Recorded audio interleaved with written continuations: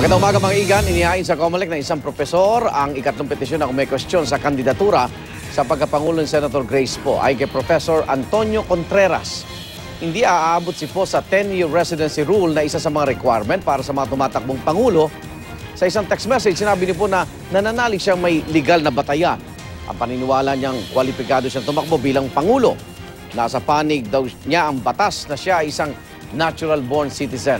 At natugunan daw niya ang 10-year residency requirement. Bahagi raw ng demokrasya mga inihaing petisyon laban sa kanya, pero naniniwala siyang hindi magtatagumpay ang mga ito. Sa ngayon, nairapol na sa COMELEC ang kahalintulad na petisyon laban kay Poe na inihain ni Atty. Estrella El Amparo at doon na rin diringgin ang inihain ni dating Senador Francisco Tatad.